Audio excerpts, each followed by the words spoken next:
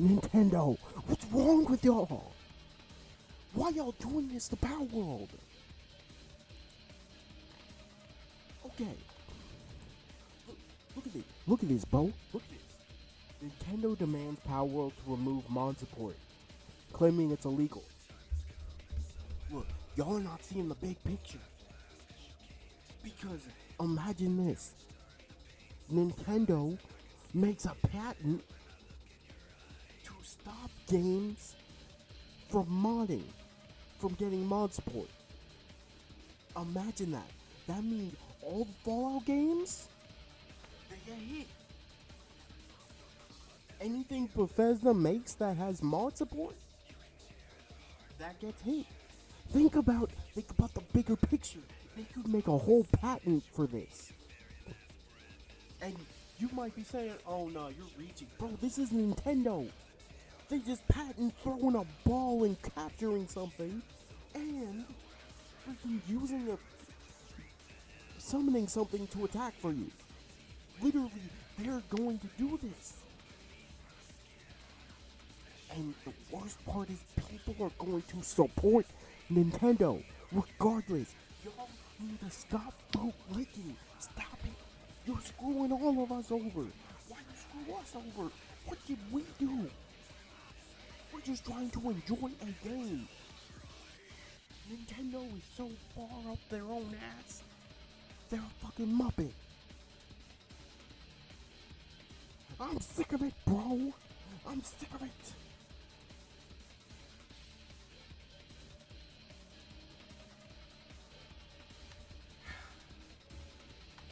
Like, man, it's getting worse. It's getting worse. They're literally attacking this game for mod support and saying Nintendo asserts that Power World's mods expose developers to lawsuits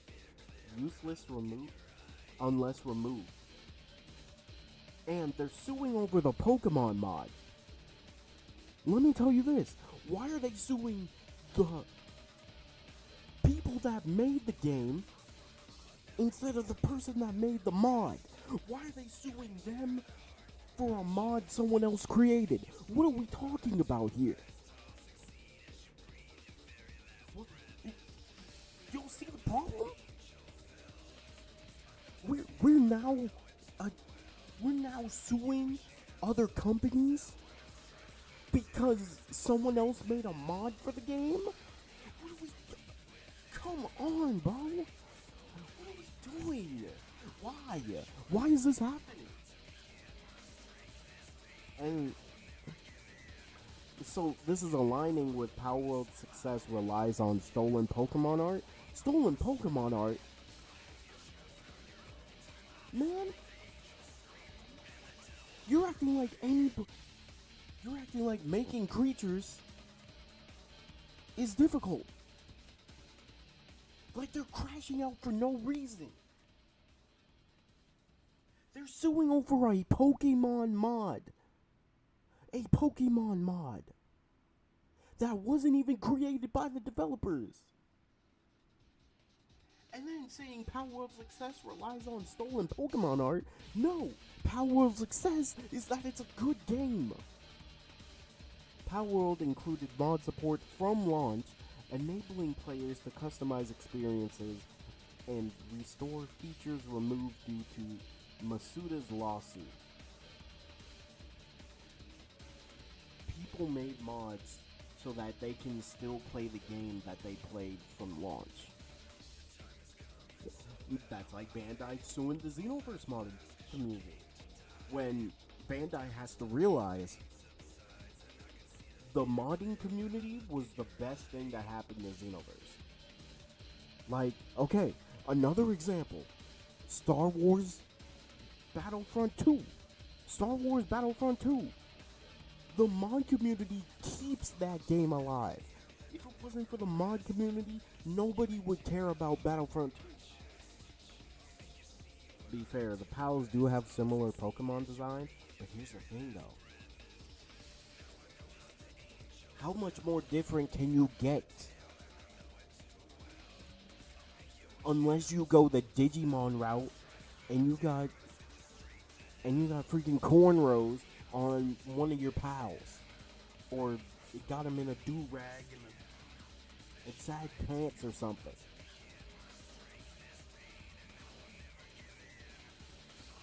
Like, truthfully, yeah, they have similar. It's similar, but it's not 100%. And even then, who cares? It's still it take the pals out of Pal World. It's just an open world game. It's really just a fun open world game to play with people.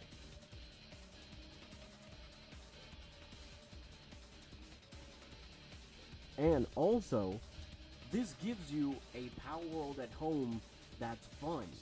Because not only can you do what every Pokemon game can do, but you can create a house, you can create a giant base, you can do stuff.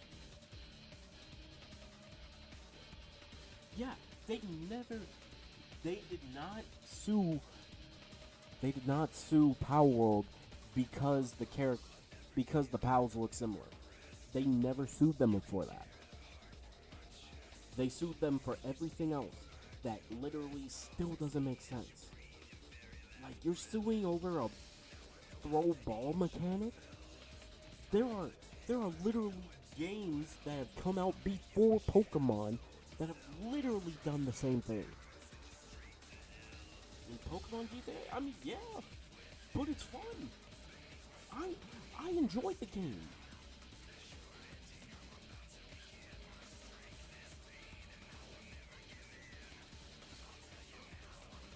Now, here's where it gets even worse. The Nintendo versus Power World lawsuit has sparked industry criticism, with Larian Studios director warning that Nintendo may hinder game development and creativity. Now, I want y'all to think about this. I want y'all to really think about this, right? If Nintendo was not worried in the slightest, like people are saying that Nintendo isn't worried about Power World. Nintendo's only doing this to show y'all. But it's like,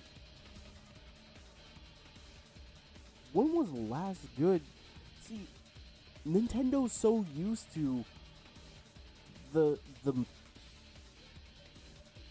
the money banks coming in, spending all their money on whatever Nintendo gives y'all, because y'all are sheep.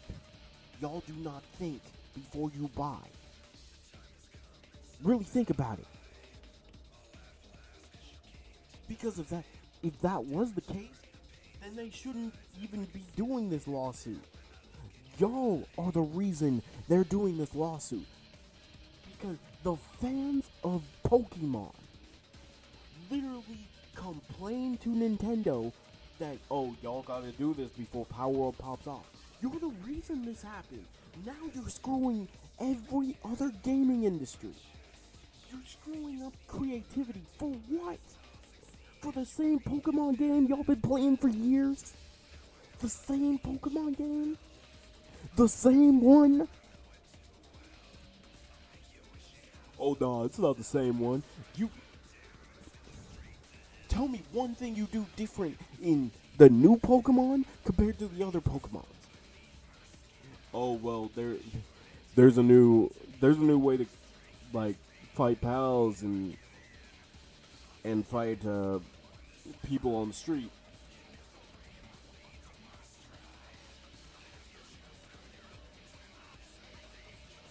Honestly, I don't think Nintendo wants to deal with Digimon.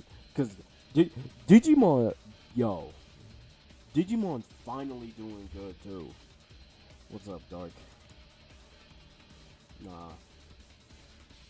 And I know y'all saw that. I was silently crashing out. Oh, hey. Listen, now what? Thank you, Dark Shinobi, for this. But what y'all are about to see is somebody who knows what they're talking about and telling people that this is an issue. Nintendo needs to be stopped. This present. This precedence, this I can't spell. I can't spell. This precedent would kill the modding community. This is true. The decision whether or not to allow mods rests solely with Power World.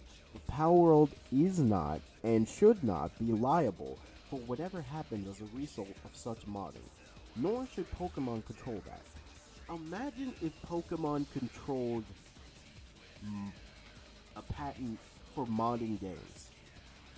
Imagine. Like, truly think about this. This would screw up every game in the future. If Bethesda decides to lock in 1 year and make a new Fallout, no mod support. Imagine that. Imagine that. Microsoft would have to step in because if a new Fallout came out with no mod support, ooh, that's a hit. Because people will support the game, but they want to mod it. Someone will find a way. And the Xenoverse modding community, Star Wars Battlefront 2 modding community, literally that game is alive because of the modding community. And let's throw out another one. One of the OGs that's still around. Team Fortress 2. You literally cannot play that game without mods.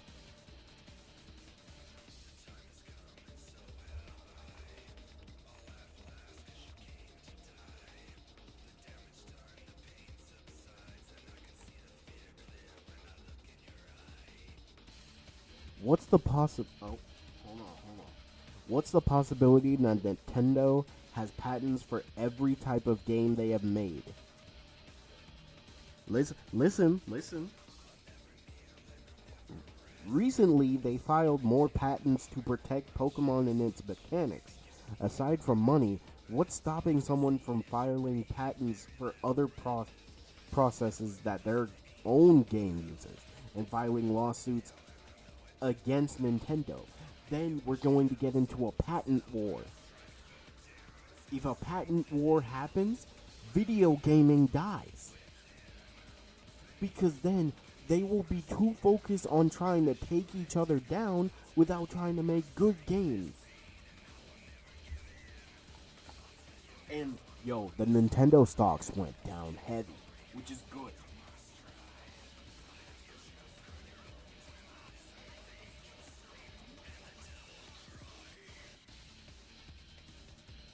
And you know what this means?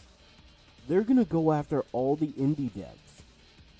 And I'ma just say this, and tell me if I'm bugging, but some of the best games that we got this year, well, for the past 3 years, I'm saying past 3, have literally been from indie devs.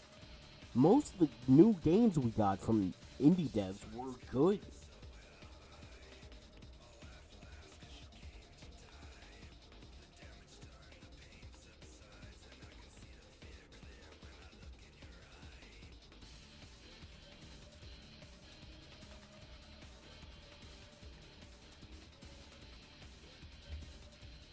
And also, I'm gonna say this.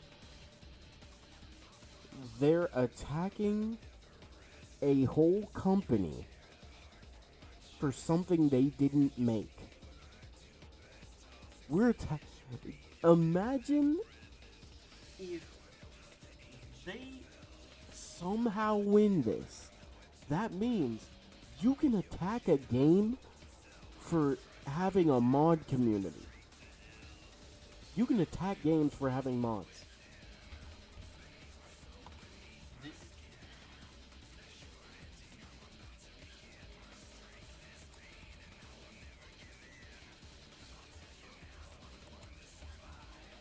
And also,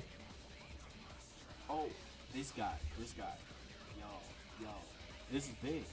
Because since mods are infringement now, is Nintendo gonna go after Microsoft and Mojang? We can't forget about like Cobblemon or whatever, the amount of Pokemon like stuff that's on Minecraft. If they do this, they also got to attack Microsoft, and they don't want the Microsoft smoke because Microsoft will get it done, and we all know this. Honestly,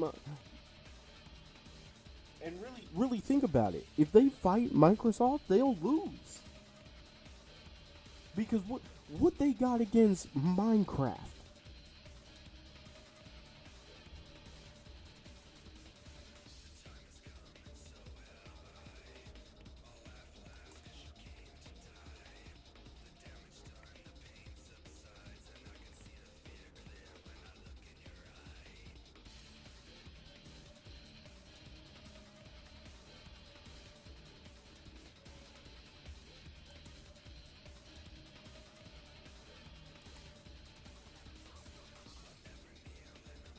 We need more people to stop buying Nintendo games. We truly need a Nintendo purge because the stocks are continuing to drop. Thankfully, that's showing, but we need people to stop buying overall because if they don't stop, they get away with it, and there's nothing we can do about it. And I know y'all saw, but when I started the stream, and you saw this, I was crashing out. Y'all couldn't hear it, but I was pissed off because this is screwing up everything. It's screwing up everything. And the thing is, people are pushing an array, acting like it's not a big deal. This is a big deal for video games in general, and y'all don't think that. And when I say y'all, I don't mean people in the chat. I mean these Nintendo fans. Like, geez, if there's a bad game on PlayStation or Xbox, we don't buy it until it goes on sale. And even then, people found a way to pirate games. Like, if Nintendo has been getting away with this for so long, they opened. Sorry, this one hurts because they opened Pandora's box, gave y'all $80 games on the Nintendo Switch 2, which is an absolute nothing burger, and then saying, oh, if you're broke, just buy the Switch 1. But you can't play any games that are on the Switch 2, on the Switch 1. So they're just saying, oh, if you're too broke for that, just buy our old product and buy all the games that are still full price, by the way.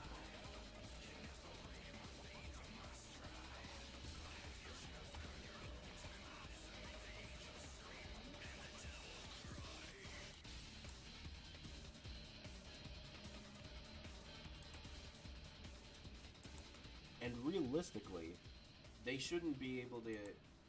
They actually should not be able to get away with this.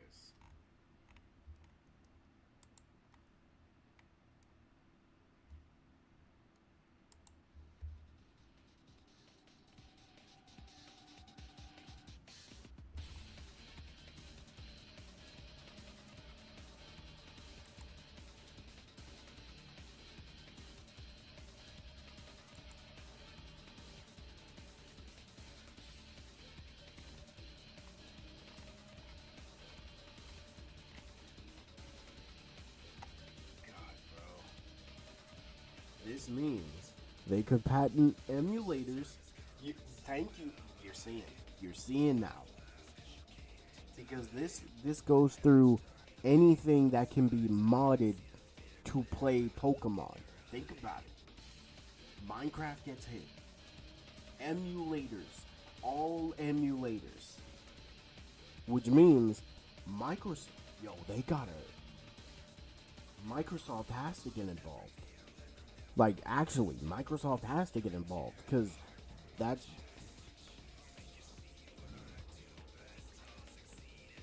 where do people use emulators on? Their PCs.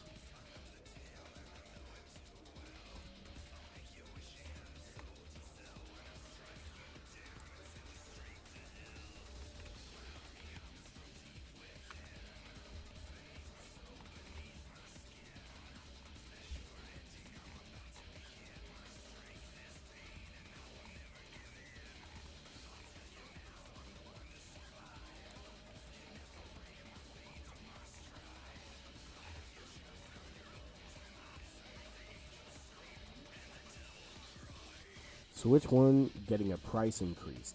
Everything's getting a price increase. Yup.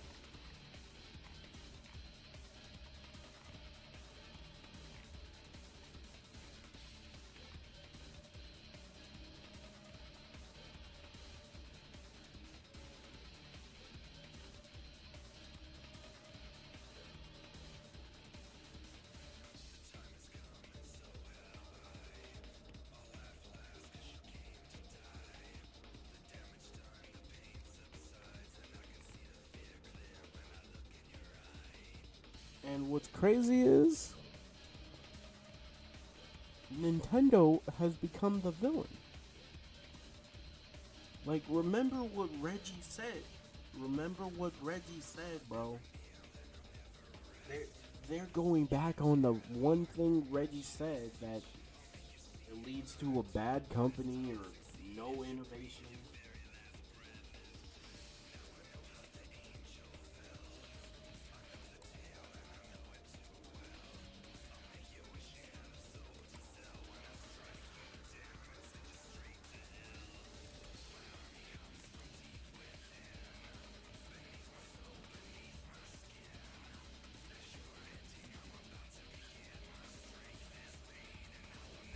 And wait a minute, wasn't Nintendo the same ones that were like mods aren't credible evidence to use in a lawsuit, but they're using a mod for Pokemon on Power World. And what makes it worse is like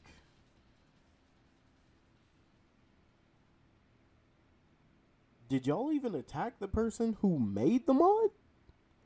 Like Nintendo has done this multiple times, like attacking people who alter Pokemon or a Switch or something.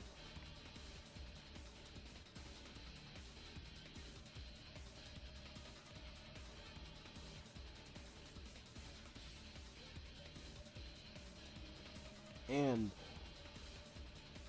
Nintendo has not attacked any other clone, well, quote unquote clone to Pokemon besides Power World. They did not keep this energy with Temtem. They didn't keep this energy with other games that came out. Power World became a huge success, and look at what happened.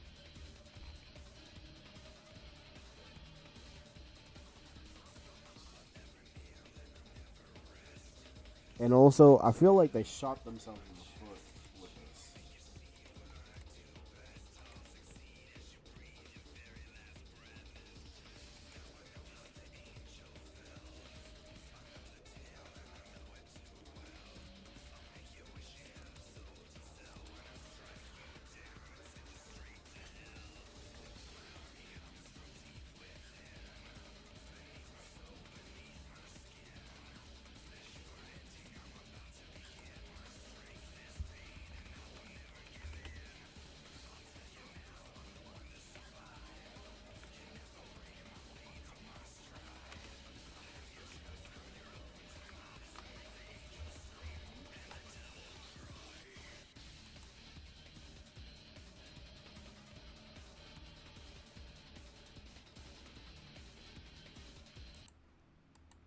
Nintendo has proven time and again that they are not a company that wants to share any piece of the pie with anyone else if they can help it. Long have any illusions been broken that Nintendo is somehow a happy-go-lucky company that is all about fun and joy. They're actually pretty cutthroat, and with what's been uncovered now, deeply concerning too. And the hope that Nintendo wants here is that if they win by using this new patent and more, they want to not only erase Palworld from existence, but all competitors in one fell swoop. Yep, it's time to do a big update on Pokemon, Palworld, Nintendo in general, really all of it and more. But before we continue, let's first say a big thank you to the sponsor of this video, Fume.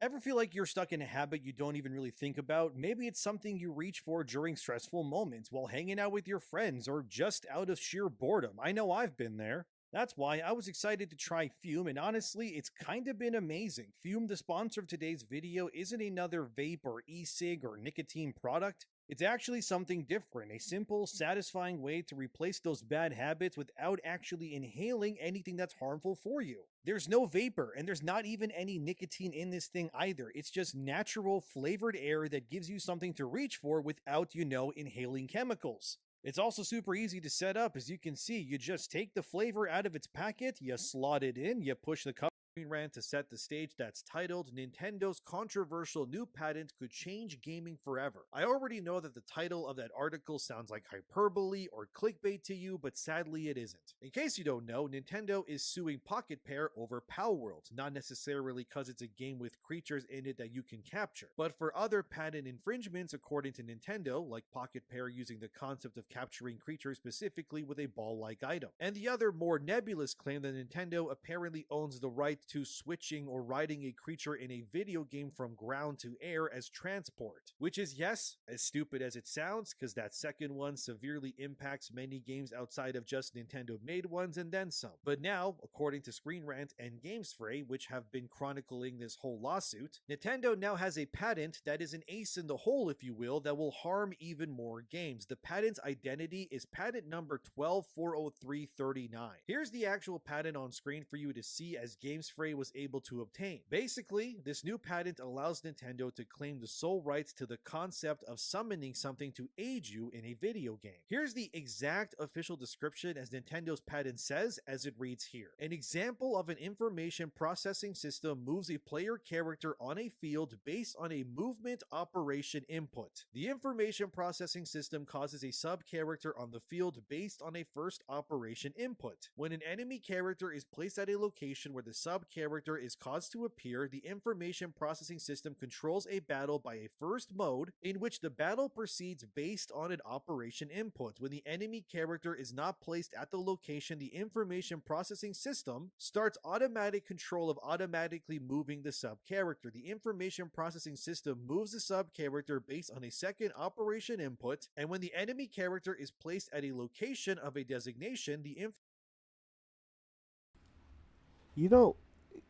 looking at this again, are y'all this desperate to win? Like, why y'all want to win so bad? You want to get rid of competition, but without competition, you could just make the same trash. We're not trying to deal with the same trash. We like better, innovative. Like, it's crazy. Okay, let me see this dark.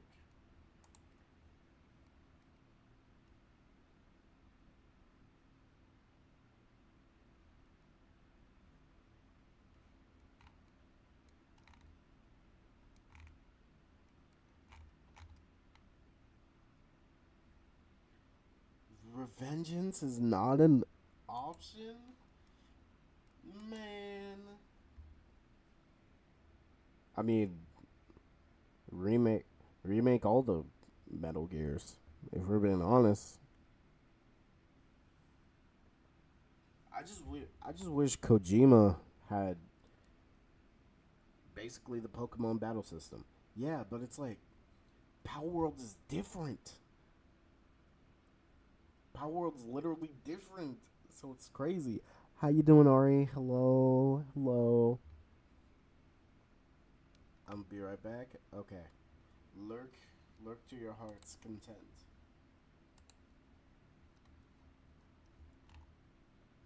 Also, are they attacking Digimon?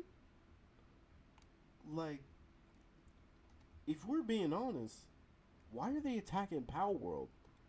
Digimon just released their new game that literally does the exact same as a Pokemon game. But y'all attacking Power World.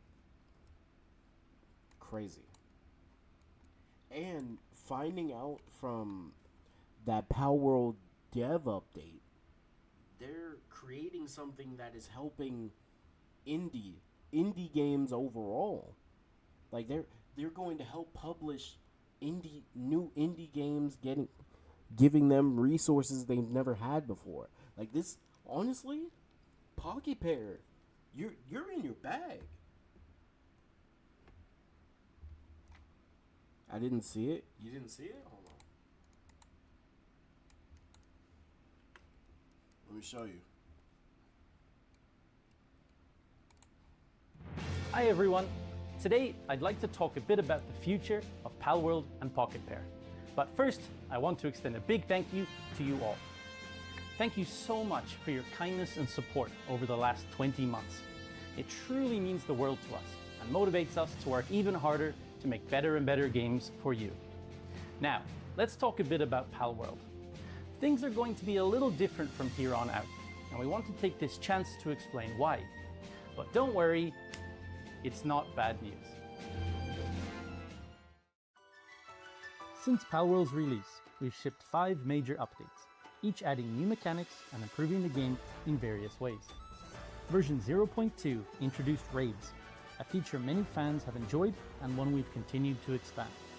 Version 0.3 brought the first new island, Sakurajima, along with many new pals and quality of life features.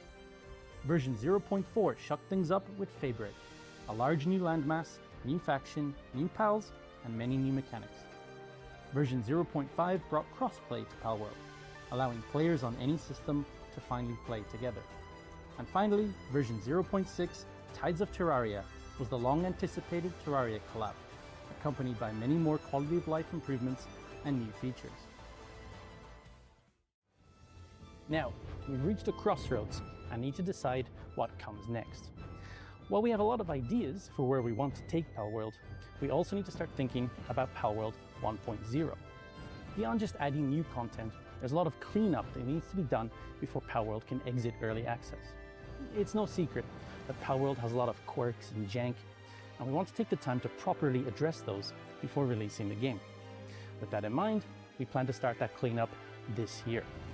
Our goal is to ultimately release Palworld next year in 2026, and we think taking the time now to fix those problems will ultimately lead to a better game. So, what does this mean? It means that things will be a little quiet from us for the rest of this year. It also means our winter update won't be as big as Fabric was. We hope our players understand that we're taking this extra time to improve the game overall. Now, that said, it doesn't mean there will be no updates. We still do have a few surprises planned for our winter update this year. We just want to be transparent about where we're headed and the development of Palworld going forward. Development of Palworld is not slowing down or scaling back, quite the opposite. Palworld 1.0 will be a major milestone for us, and we have a truly massive amount of content planned for the 1.0 update. Rather than rushing it, we believe that laying the right foundation now will lead to a better game in the end. We're really excited about this, and we hope our fans will be really excited about this too. We plan to share some sneak peeks about Palworld 1.0 in the very near future. Quick note on Pocket Pair's future. Many of you may already know this, but in January of this year, we launched Pocket Pair Publishing. Pocket Pair Publishing was born out of the desire to give back to the industry and help fun games get made. Thanks to Palworld's success, we're in a very lucky position and are able to help other developers and take risks. We want to use our success to help support others. Pocket Pair Publishing won't be developing games, but rather we'll be helping other developers with things like funding, marketing, distribution, or just offering them some advice. We're already working with a number of developers and teams from around the world, and we hope you look forward to the games that these teams are working on. You know,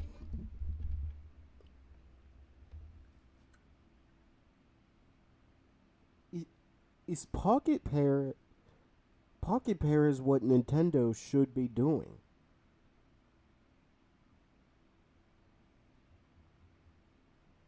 Is Pocket Pair?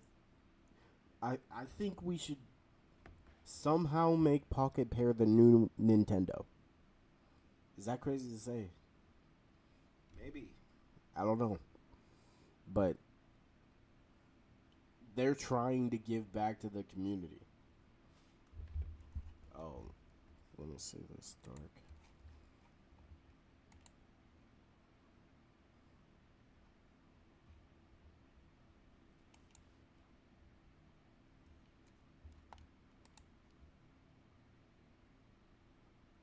I mean, are they wrong though? Also, giving Mario Kart World an 8 is cap. Mario Kart World should probably be like a 6 or 7. I think Sonic Racing Crossworld's definitely a fun game. It's just the price, bro. Mario Kart World is not even remotely close to being worth the price. And this is just true. And you know, we say what we want about NetEase, but like they gave us a free Marvel game that's good. Characters look good.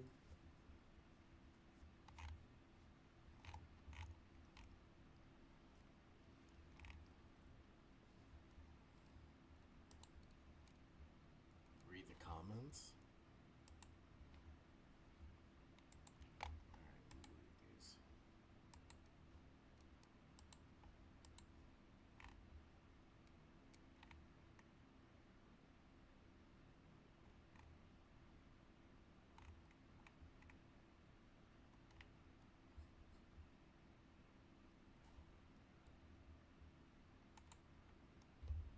Sonic is cool and all, but it lacks too much polish. It was a good launch. I hope it lasts more than a month or two and doesn't rely on drip feeding DLC whenever the player count drips. I mean, it lacks too much polish. It's more polished than Mario Kart World. Nintendo.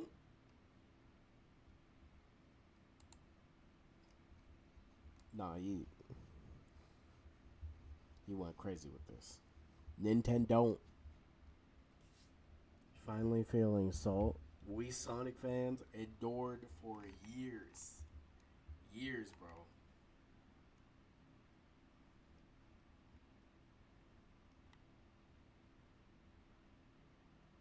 Yeah, I do feel like the Sonic racing game had too much going on. But I won't lie, that game was fun.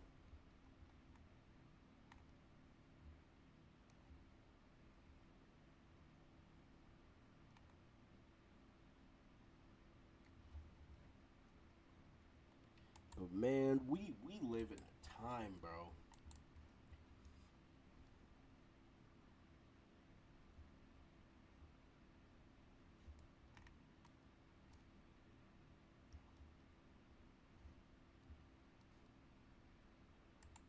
The Switch 2 hacking scene gets even darker.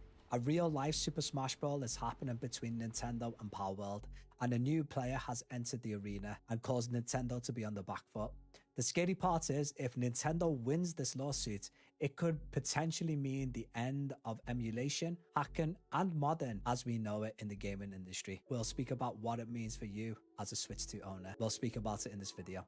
Welcome to System Decoded. If you're new here, my name is Nassim. My background is in computer science with data science, and recently I've transitioned into the cybersecurity realm. What we do on this channel is we take complex systems and break them down into a simple format. I provide the framework and deep insight for you to understand. Just a disclaimer, on this channel, I do not promote any forms of piracy. This content is made for educational and speculation purposes only, so viewer discretion is advised. So we'll break this video down into 3 distinct parts. In part number 1, we'll discuss the Nintendo Power World lawsuit, and we'll discuss what Digimon did to put Nintendo on the back foot. And then in part number 2, we'll discuss the 5 consumer rights that every game console owner needs to know about and how they are being violated by Nintendo in real time as we speak. And then finally, in part number 3, we'll speak about future implications, what this means for the gaming landscape as a whole. So let's get into the video. So firstly, let's discuss this conflict between Nintendo and Power World and what the huge controversial issue is. To begin with, you need to actually understand what Power World even is. What Power World is a game developed by an indie developer. The whole premise of the game is that you go through the game and you capture what's known as pals with a ball, and then you take that pal and you go and level up, you do battles, so on and so forth. And that's all you need to know, because that's already where Nintendo had an issue.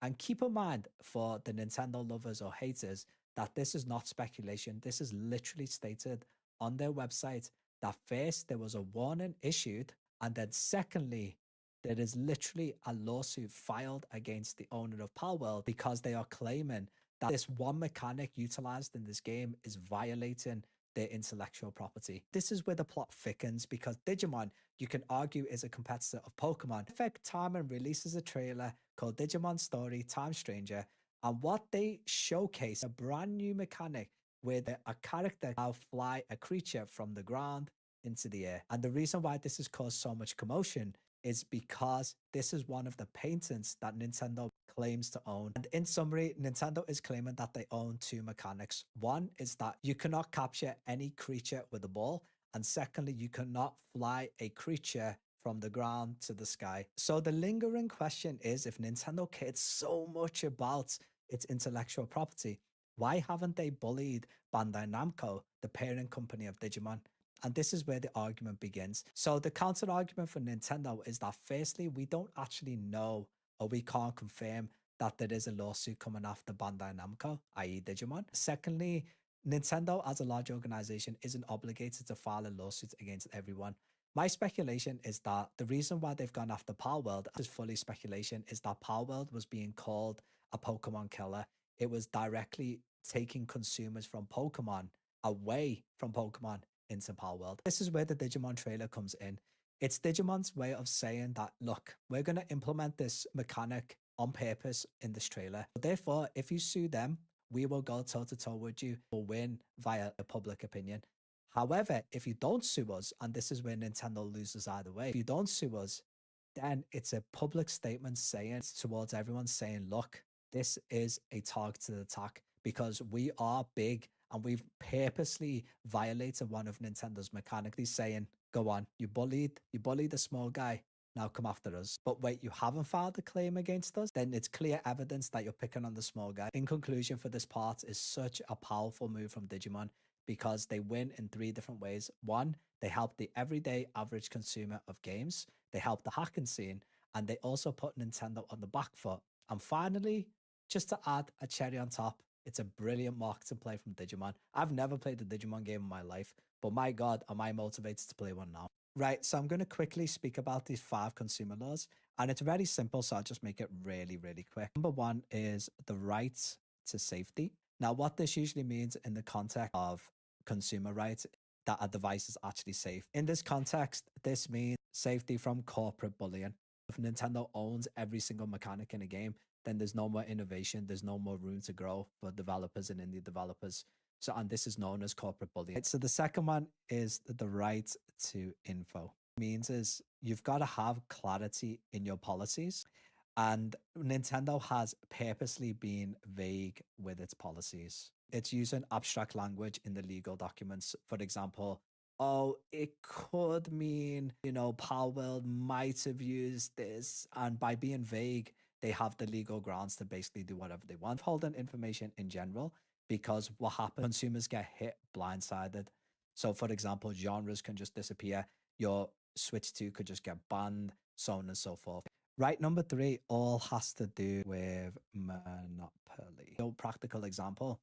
When Apple nearly went broke, nearly went bankrupt, it was a known fact that Microsoft literally had to bail them out. They literally had to loan them the money for Apple to survive.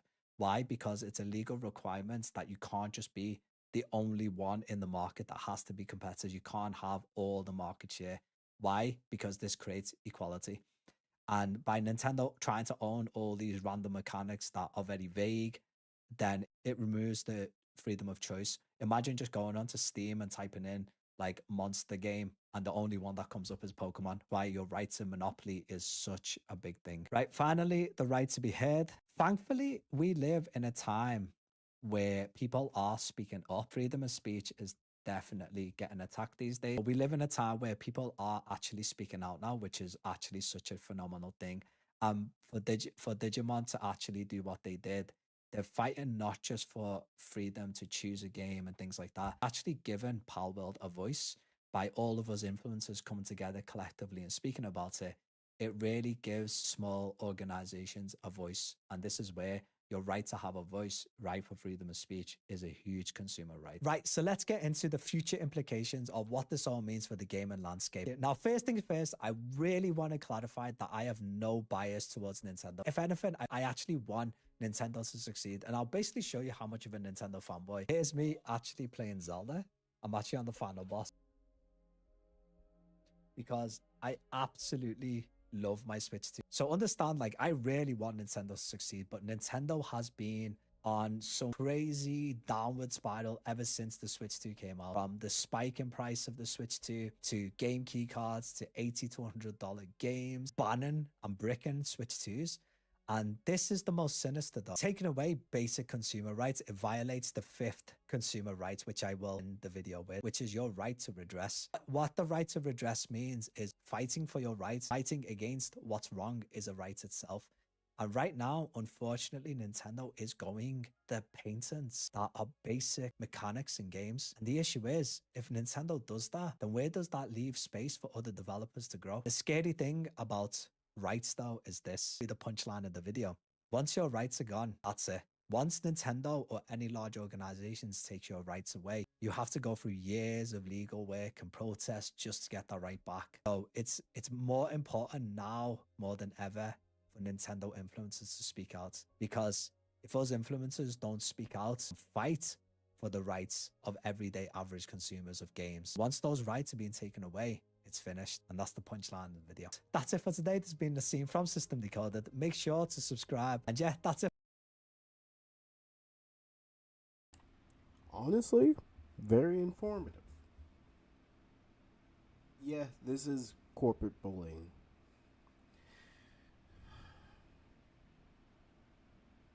So, realistically, they can't do this. Well, they can't get away with it.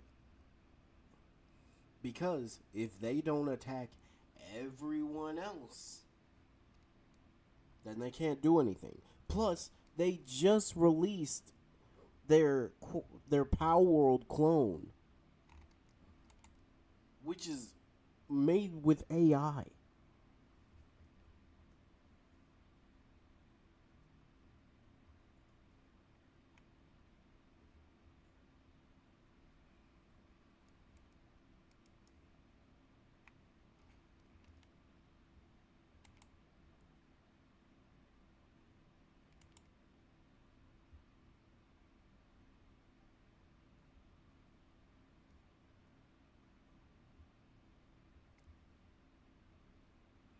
And with Digimon, meaning with Bandai in the corner right there, who's ready to attack.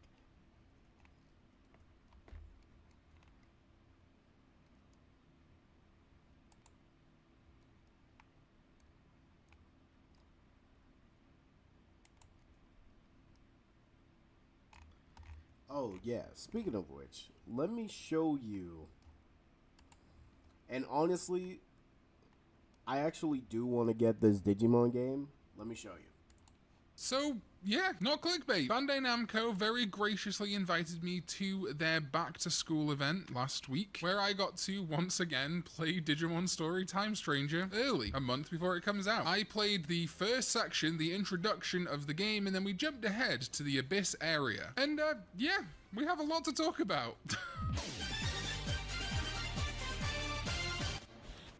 What is up, digital companions? My name is Khan EX and welcome back to another video. Cannot believe I got to play Time Stranger early again. Thank you again to Bandai Namco UK for sorting that out. And all of this only happens because of you guys, because you guys watch the video, comment, put us in front of Bandai Namco directly. That's why I get these cool opportunities and to bring more things to you. And if you want to keep that momentum going, please do subscribe, of course. We're trying to hit 100,000 subscribers. But also please like this video. And when you do on mobile now, maybe on desktop too, YouTube will give you the option to add hype to this video. All that basically means is an extra thing of saying you're enjoying the video, and will also promote it and potentially mean that the video will get seen by more people and enter a hype leaderboard. It's great for the channel, it's great for Digimon, I would appreciate it. So yeah, how was your week? Now listen, I'm going to be delving in, as I said in the intro, into the introduction of Digimon Story Time Stranger, the first hour, and then some sections of the Abyss area, but I'm going to keep it somewhat spoiler light. Honestly, almost everything I saw we've kind of already seen in material one way or another, or at least have inferred it based on what we've seen. However, there are some big things that I will... So, Candido, keep in mind of the gameplay, all right? Keep in mind of the gameplay. I love that. You can of course choose between your girl and boy MC. I chose, and thankfully the footage Bandai Namco gave me also chose the male protagonist. Unfortunately, while I did capture all of my session, there just wasn't time to transfer to USB, so I will be showing you some footage of mine, but thankfully I have this wonderful B-roll from Bandai Namco. In my session, I called myself Khan, which then became Khan Yuki, but of course in here you're just seeing Dan Yuki. Once we pick our character, we end up in a POV in that in-between theater with little Babby Mirai. I suggested in my last Time Stranger news video that this little kid might be Mirai, and indeed we got confirmation like a day later on socials that it was Mirai, so glad I got that one right. And we really are seeing Mirai like minutes into the game, so she very similarly is guiding us. She says, "Take a seat and wait for the show to start. A story about the natural laws of the world is about to begin," and then the play begins. This feels like a much more old worldy theatrical version of the intro you get on Cyber Sleuth and Hacker's Memory Complete Edition, where she asks you which kind of side of the story you want to start. And that makes sense that while Cyber Sleuth and Hacker's Memory had a much more technological focus being Cyber Sleuth's, Time Stranger is about time travel and time and Greek and Roman myth, so that theater makes a lot of sense. I did get a little bit more look in on the in-between theater, but we'll get to that chronologically. So then we jump straight into the animated stuff we've seen in trailers. And apparently this is something that Occult Tokyo TV has made, an anime, which heavily resembles stuff we're probably gonna go on to do in the digital world. Our operator, in this instance Kanan for me, puts it down to our presence being too obvious lately and that she wants to get budget for changing uniforms to fly under the radar, as it's crazy how similar the uniforms in the TV show are to our real ones. I mean, to be fair, the characters are one for one. But what's interesting is we see Digimon here and we see, I think, Inori and Aegiomon, who we have not met at this time. We've not met Digimon as our main character, we've not met Digimon, we've not met Inori, we've not met Aegiomon, and yet a TV show at the same time seems to almost be predicting the future, or more likely has already seen us interacting with Digimon, Aegiomon, and Inori because of time travel. So the setup is that there's this big anomaly that we've got to go and investigate. It's closed a building, these huge crowds are in attendance to protest and want to know what's going on. We head into the underground and that's where Digimon finally appear. Impmon, Gotsumon, and Monodramon. I talked to some of the other people playing with me. We each had our own console to play on, but we were like 4 of us in a room playing, and a couple of us were a little bit confused. I knew what the start of Digimon were because obviously it got revealed way back when, but the other guy just hadn't seen that. He was like, "Oh, I thought Impmon, Gotsumon, and Monodramon were about to be our starters," but no, they're the first set of enemies you fight. However, because you then get to take a pick of Patamon, Demidevimon, and Gomamon, that becomes your actual partner Digimon, I guess, you can then immediately fight Impmon, Gotsumon, and Monodramon in the underground. So there's some of the...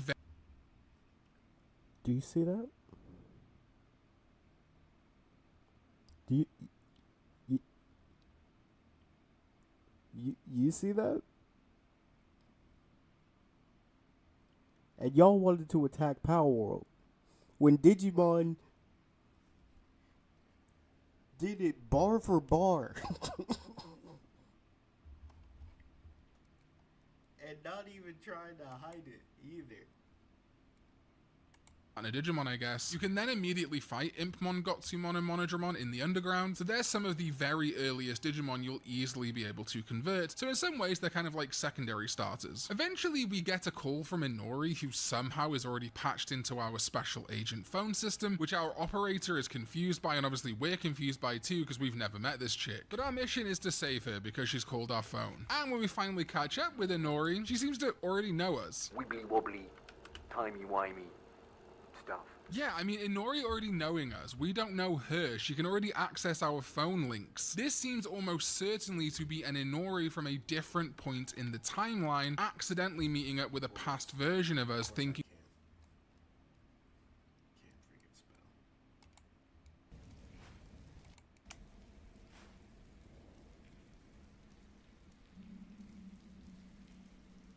There!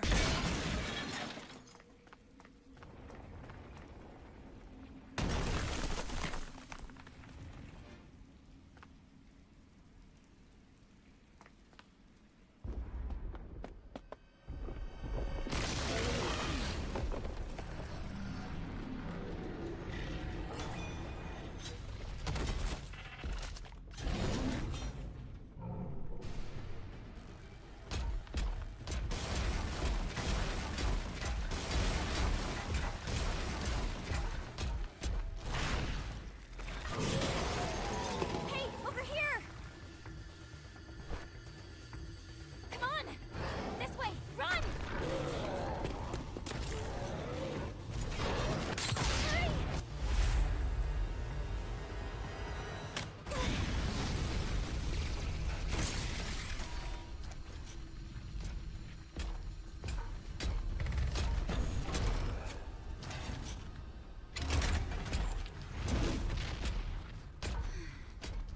Okay. Let's go.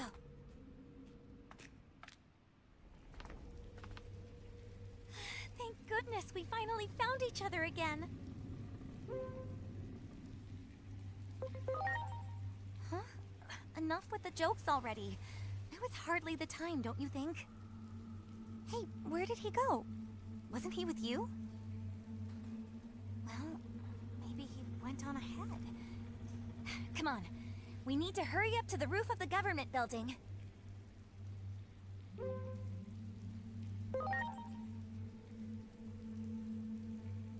Seriously, what's with you? I mean, isn't a war supposed to break out? We have to get to the roof of the Tokyo Metropolitan Government Building. I'm guessing she's the target for our additional mission. She's not making a whole lot of sense, though. It's highly probable that she's been affected by an anomaly. What I still want to know, though, is why she was already approved to contact your Digivice. I'll check the database again. If I learn anything, I'll be in touch right away. Even though she piques my interest, we need to do something about that giant Digimon first. We can't allow it into the city. For now, please proceed with the primary mission.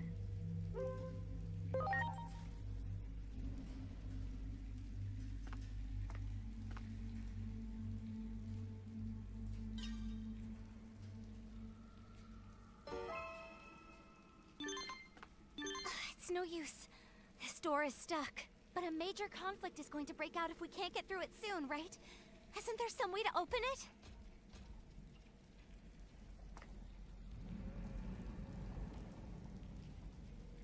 There! Oh, don't scare me like that. At least give me some warning next time, okay? We should be getting close to the government building. We have to stop the fight that's about to start on its roof.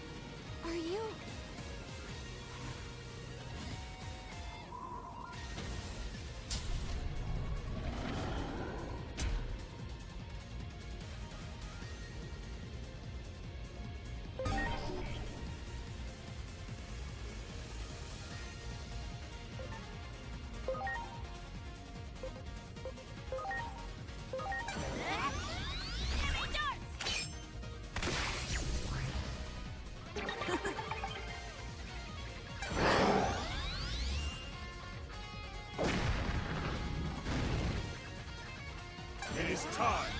Transcendent Sword!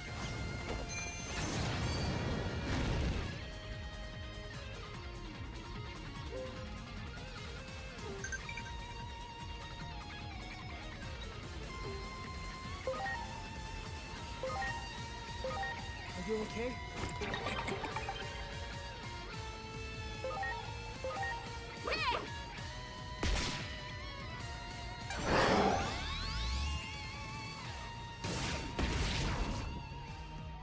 You will never see it come! Transcendent Sword!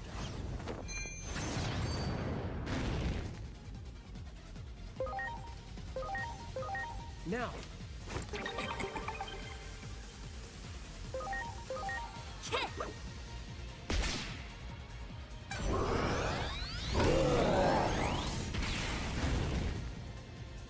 You will never see it coming! Supreme Cannon!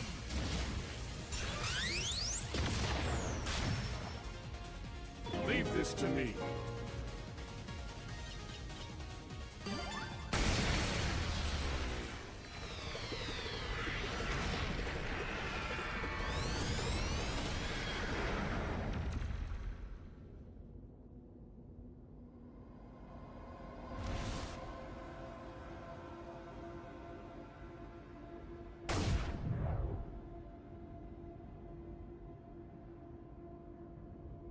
It might have started already.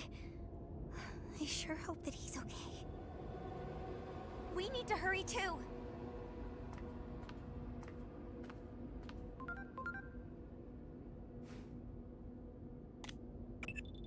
That Digimon just now is the largest ever observed. Anomalies are harbingers of further tragedy. Odds are there's more, and worse, yet to come. We have to nip this in the bud. That's our mission.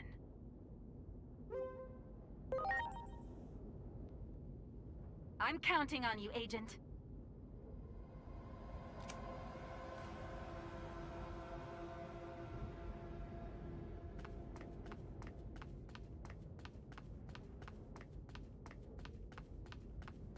Yo, I don't know about y'all, but it's been a hot minute.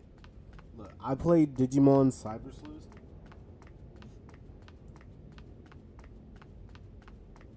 Man, I might buy this game.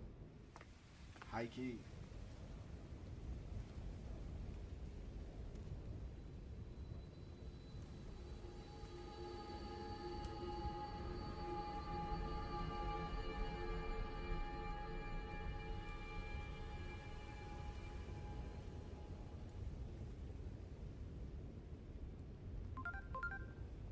It was recently discovered that Digimon had characteristics of both organic matter and electric signals. Your Digivice Last uses time the I watched electronic Digimon aspects of Digimon was to summon back them when into action. characters. The Digivice can you also watched convert Digimon, the Digimon equivalent of Digimon DNA Frontier. into binary code, which can then be replicated like data. We call Look to the past as we head for the future to reclaim the digital world. Man, I love that. The idea of execute spirit evolution. Look, man.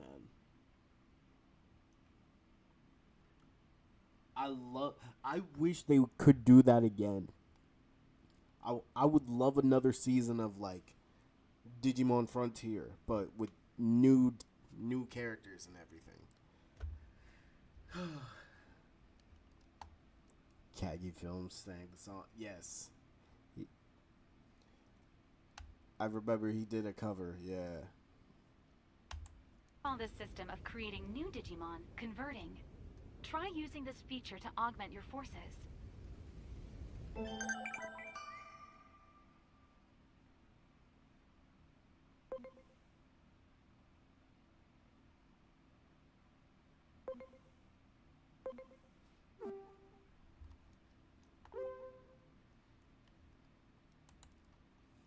You know what? Let me find out a Goonimon is in here.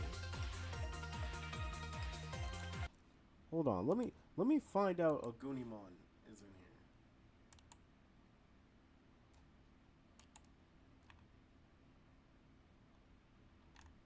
Okay, I don't think I could play this on stream.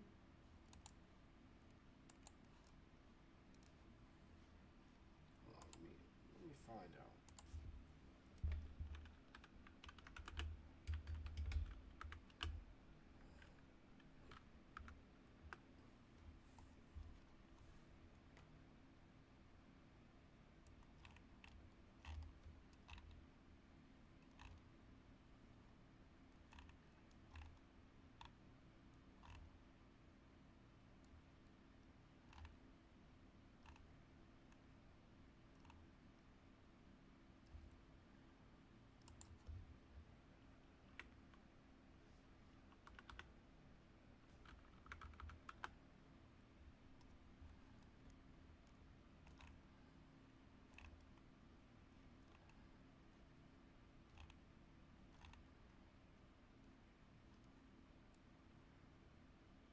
Okay, you know we gotta watch this.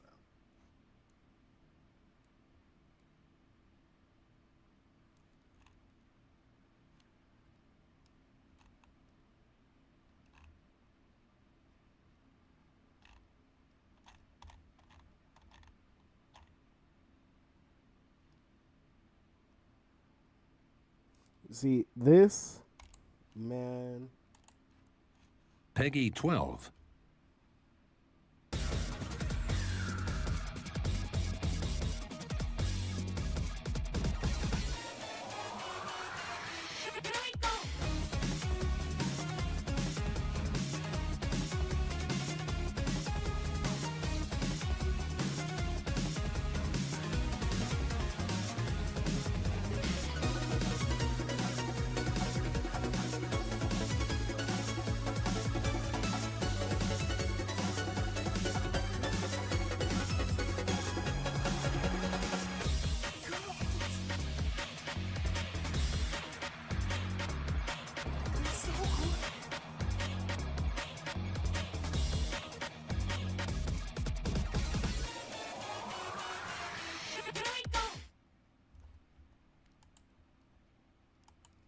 My God.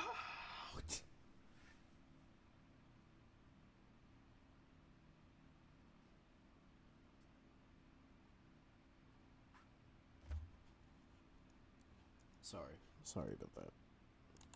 But Nintendo, I wish you would.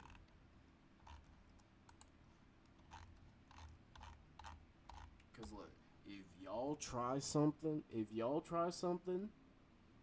gotta go after Bandai.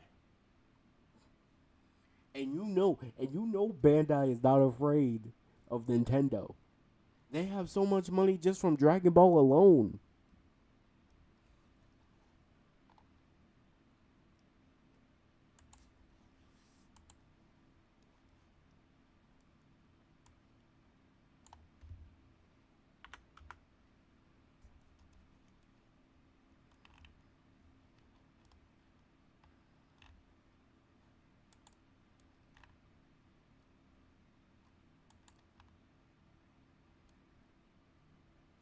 They see the backlash.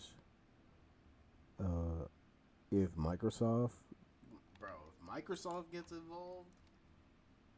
Oh, also, yo, I'm gonna show you this because they're really trolls, like Digimon, Bandai, because they whole trailer about riding a Digimon.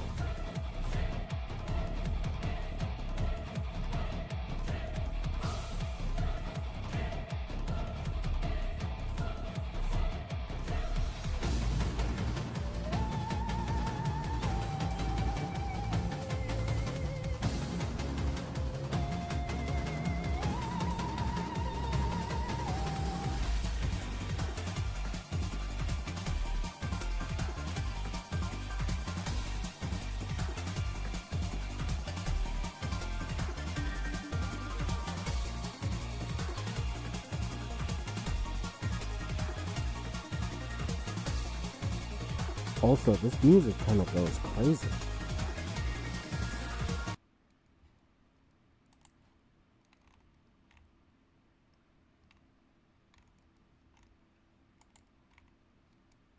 No, where's the song?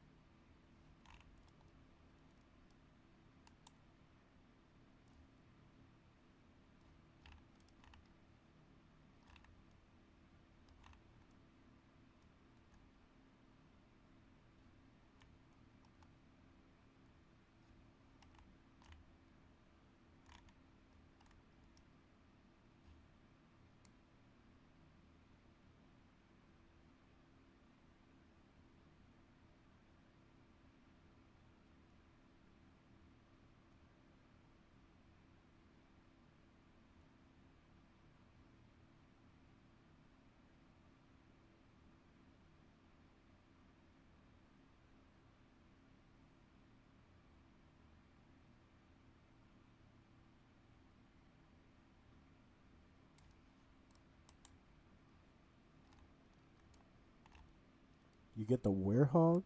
I'm going to get some sleep. Yeah, I'm looking at the time. I think I'm gonna call it there as well. Cause look, we can continue tomorrow. We're not done, Nintendo. Cause I look, slowly but surely,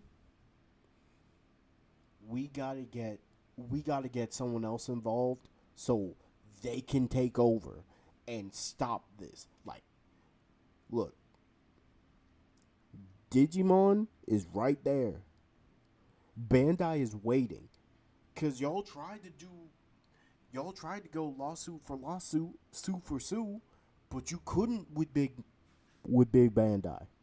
They got too much money from Dragon Ball. You can't mess with that. But alright. I'ma go though. I did have to crash out. I'm not sorry. Thank you all. Hope you all have a good rest of your day or night, whatever time zone.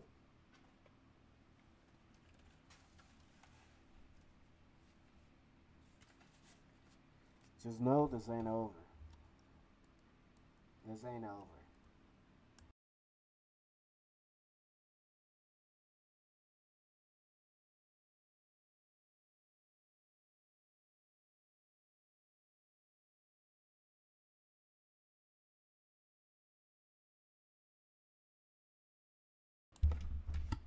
Tomorrow? Tomorrow we keep it going. Look, every stream we gotta attack Nintendo. Every stream. Even if it's not the topic. We can't let Nintendo keep getting away with this. And with all that being said, my crash out is done for now.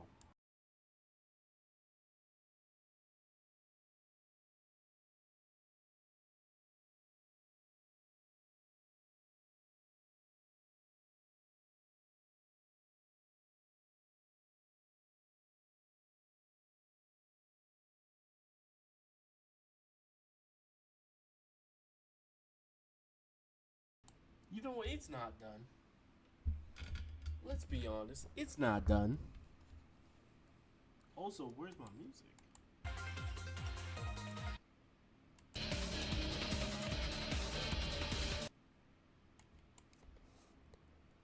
Told you they gotta go. They been gotta go, Dark. But this, after this, we gotta, you know what, Dark? We gotta get rid of the fans. Like, the fans keep supporting. They keep giving them money without realizing the repercussions.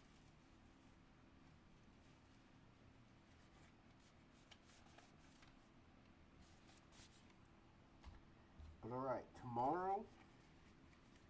tomorrow we keep this going. And with all that being said, thank you all. I hope you all have a good rest of your day or night, whatever time zone. Tomorrow we'll continue the crash out. I am gonna get some sleep. Where did I get that mask? Don't worry about it. Just know, we're crashing out tomorrow.